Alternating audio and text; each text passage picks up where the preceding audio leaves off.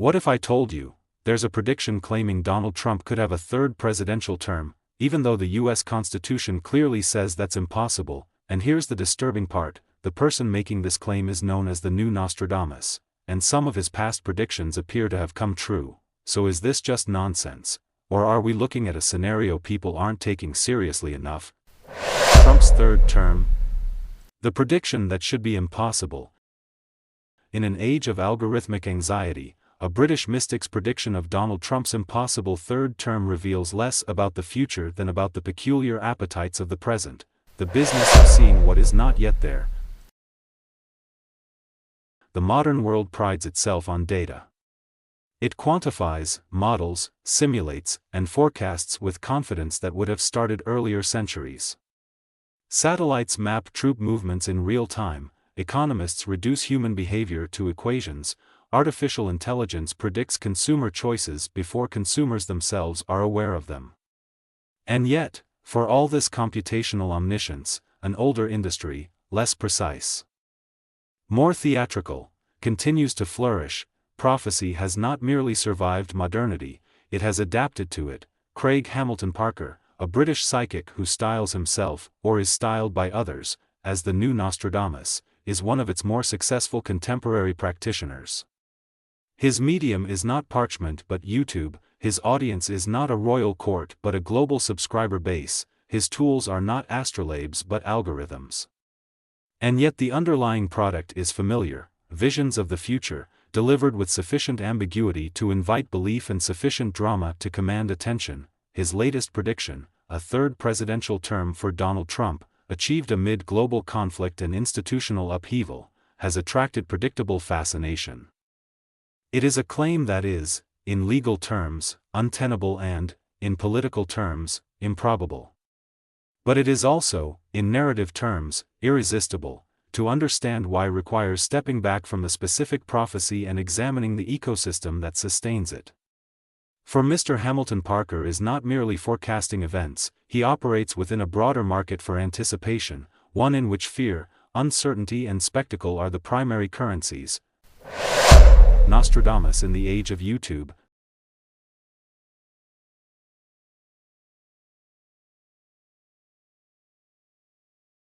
The comparison to Nostradamus is not accidental. Michel de Nostradame, the 16th-century French apothecary turned seer, achieved posthumous fame through quatrains so cryptic that they could be interpreted to fit almost any major event. Wars, plagues, assassinations, each found its echo in his verses, provided one was willing to read them with sufficient imagination. Mr. Hamilton Parker's method is more contemporary but no less flexible. His predictions draw on a mixture of spiritual practices, including naughty astrology, combined with intuitive impressions that are later translated into narratives. These narratives are then disseminated through videos, interviews, and articles, where they acquire a second layer of interpretation from audiences eager to connect them to unfolding events. The result is a feedback loop. Predictions generate attention, attention generates scrutiny, scrutiny, in turn, produces reinterpretation. A forecast that once seemed obscure can, with the benefit of hindsight, appear prescient. Consider his claimed successes: Brexit, the election of Donald Trump in 2016, the COVID-19 pandemic. Each of these events was, in its own way, surprising. Each also emerged from a set of underlying conditions that analysts had long debated. That a sufficiently broad prediction might align with one of these outcomes is not extraordinary. That it is remembered as extraordinary is a testament to the selective nature of memory. Failures, by contrast, are less visible. Predictions that do not materialize are quietly forgotten, buried beneath newer, more compelling narratives. The prophet's history, like a curated investment portfolio, highlights its gains and obscures its losses. This asymmetry is crucial. It allows the illusion of accuracy to persist even when the underlying methodology is opaque or inconsistent. The irresistible logic of crisis.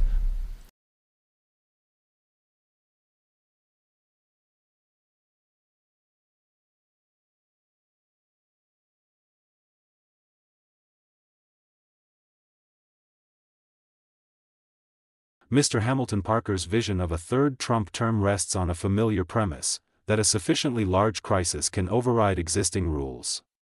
In his telling, the world is moving towards a period of intense conflict, involving Iran, Taiwan, and some other flashpoint. This conflict, he suggests, will necessitate extraordinary measures, including the suspension or reinterpretation of constitutional norms. This is a leap into fantasy. The 22nd Amendment to the United States Constitution is explicit: no individual may be elected president more than twice. Altering this provision would require a constitutional amendment, a process so cumbersome as to be impossible in the current political climate, and yet the logic of the crisis has a certain historical pedigree. Emergencies have long served as catalysts for the expansion of executive power. Wars create conditions in which normal procedures are deemed insufficient. Civil liberties are curtailed, decision-making is centralized and timelines are compressed. What is unthinkable in peacetime can become, if not acceptable, then at least arguable in wartime. The American experience offers several examples. During the Civil War, Abraham Lincoln suspended habeas corpus, a move that was controversial then and remains so now. During the Second World War, Franklin D. Roosevelt oversaw the internment of Japanese Americans, an action later recognized as a grave injustice. More recently, the War on Terror expanded surveillance powers in ways that would have been politically untenable before September 11. None of these precedents, however, involve the extension of a presidential term beyond constitutional limits. The distinction matters. Expanding executive authority within a term is one thing, altering the structure of succession is quite another. Mr. Hamilton Parker's prophecy collapses this distinction, treating institutional constraints as fluid rather than fixed. In doing so, it reflects a broader anxiety, that the rules governing democratic systems may prove more malleable than previously assumed. Donald Trump and the politics of impossibility.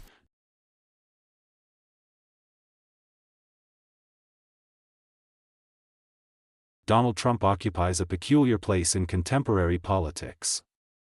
He is both a product of existing systems and a disruptor of them. His 2016 election was widely described as improbable. His subsequent presidency was marked by a willingness to challenge norms that had long been taken for granted. It is therefore unsurprising that he features prominently in prophetic narratives. As a political figure, he embodies the idea that the improbable can become reality. As a media figure, he generates attention in a way few others can. Mr. Trump himself has occasionally fueled speculation about extending his time in office. His remarks on the subject, often delivered with a mixture of humor and ambiguity, have been interpreted variously as jokes, provocations, or genuine signals of intent. There are methods, he has suggested, without elaboration. Such statements operate in a gray zone. They are not policy proposals, but neither are they entirely dismissible. They invite interpretation, and in doing so, they create space for more elaborate narratives. Mr. Hamilton Parker's prediction exploits this ambiguity. It takes a loosely defined possibility and embeds it within a broader scenario of crisis and transformation. The result is a story that feels both implausible and strangely coherent. The psychology of belief. Why do such stories resonate? Part of the answer lies in the cognitive biases that shape human perception. People are drawn to patterns, even when none exist. They prefer narratives that provide coherence, even if that coherence is illusory. They are particularly susceptible to information that confirms their existing beliefs or fears. In an era characterized by rapid change and persistent uncertainty, these tendencies are amplified. Globalization, technological disruption, and geopolitical instability have created a sense that the world is moving faster than individuals can comfortably process. Traditional sources of authority, governments, media institutions, experts, are often viewed with skepticism.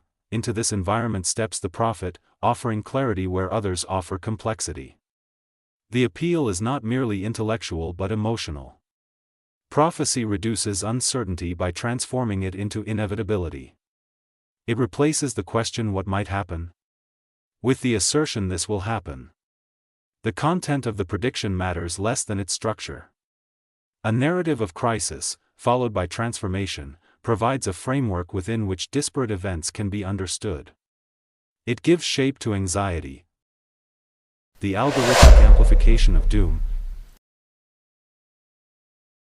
If prophecy has always relied on an audience, modern technology has dramatically expanded its reach.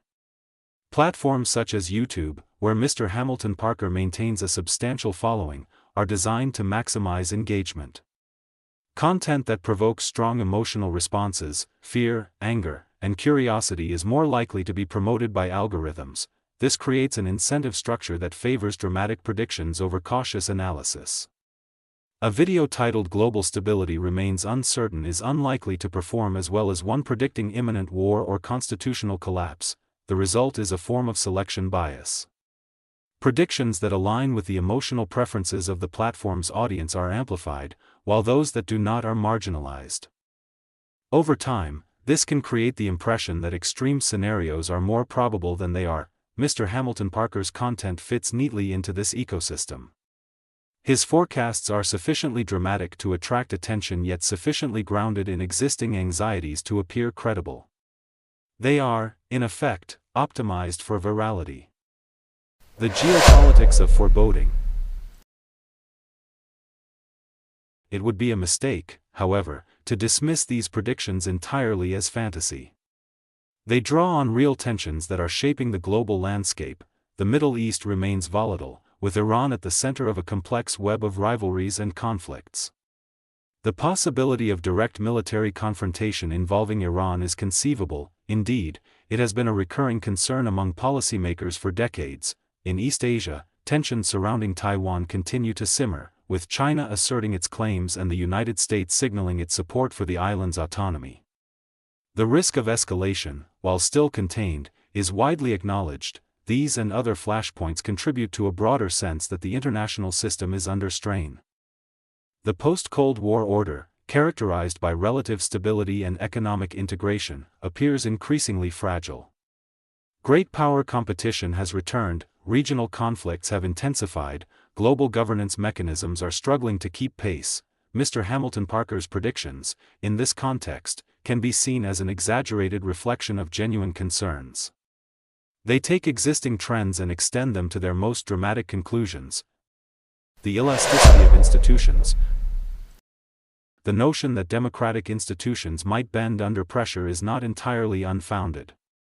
History offers numerous examples of systems adapting, sometimes successfully, sometimes not, to changing circumstances.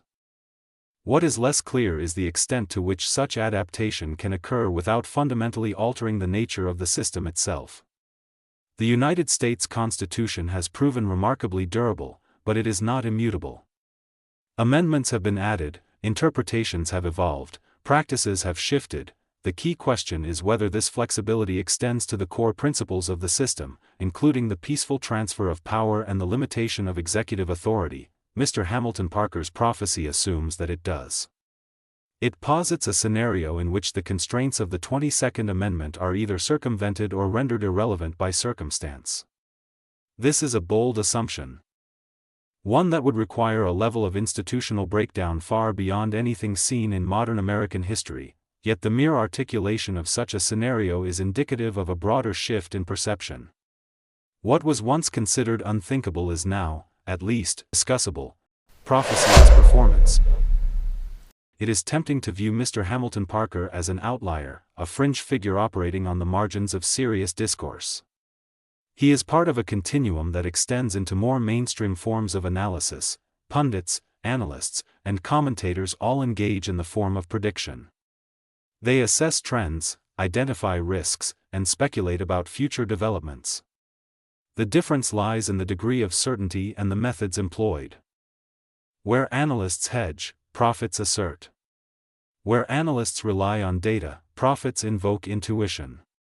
But both operate within the same informational environment, drawing on the same pool of events and narratives. In this sense, prophecy can be understood as a stylized version of analysis, one that prioritizes clarity over nuance and drama over precision. It is a performance. The dangers of inevitability. There is, however, a risk inherent in narratives of inevitability. By framing certain outcomes as predetermined, they can influence behavior in ways that make those outcomes more likely. If enough people come to believe that democratic institutions are fragile, they may lose confidence in them. If enough people assume that rules can be bent, they may be more willing to bend them. Prophecies, in this sense, can become self-fulfilling. This dynamic is not unique to mysticism. It is also present in financial markets, where expectations of a downturn can trigger the very conditions that lead to one. It is present in politics, where perceptions of instability can undermine stability. Mr. Hamilton Parker's prediction of a third Trump term may be implausible, but the broader narrative it supports, that institutions are vulnerable, that norms are eroding, is more consequential. The resilience of the mundane. For all the attention given to dramatic scenarios, it is worth remembering that most futures are, in fact, mundane. Crises occur, but they are often contained. Institutions are evaluated, but they frequently endure. Change happens, but it is usually incremental rather than catastrophic. This is not a comforting narrative, and it does not lend itself easily to viral content. But it is, historically, the more accurate one. The United States, for all its political polarization, retains a complex system of checks and balances. Courts, legislatures, and state governments all play roles in constraining executive power. Civil society, media, and public opinion provide additional layers of oversight. These mechanisms are fallible, but they are robust. Overturning them would require not just a crisis, but a convergence of factors that is difficult to engineer. And yet, the appeal of the drama persists. There is something inherently compelling about the idea that the world is on the brink of transformation, that the familiar is about to give way to the unprecedented. This appeal is not new. Apocalyptic narratives have been a feature of human culture for millennia, from religious texts to secular literature. They provide a sense of significance, a feeling that one is living through a moment of consequence. Mr. Hamilton Parker's predictions tap into this tradition. They offer a vision of a world in flux, where the boundaries of possibility are expanding and the future is uncertain. Conclusion: a mirror, not a map. In the end, the significance of Mr. Hamilton Parker's prophecy lies not in its accuracy but in its resonance. It reflects a moment in which the future feels unusually open, and therefore unusually threatening. The idea of a third Trump term is, in practical terms, highly unlikely. But the anxieties that make it seem conceivable are real. They speak to a broader unease about the stability of institutions, the trajectory of global politics and the pace of change. Prophets, in this context, serve as mirrors rather than maps. They do not chart the future, they reflect the fears and expectations of the present. The irony is that the most reliable prediction remains the least satisfying, that the future will be neither as orderly as analysts hope for nor as chaotic as prophets fear. It will be shaped by a complex interplay of forces, some predictable, others not. For those seeking certainty, this is an unsatisfactory conclusion. But it is, perhaps, the only one that does not require belief, and in a world increasingly crowded with visions of what is to come, a little uncertainty may be the most honest forecast of all. So no, a third Trump term is not realistically possible today, but the fact that millions of people are even considering it tells you something important about the world we're living in. The line between impossible and possible is starting to blur.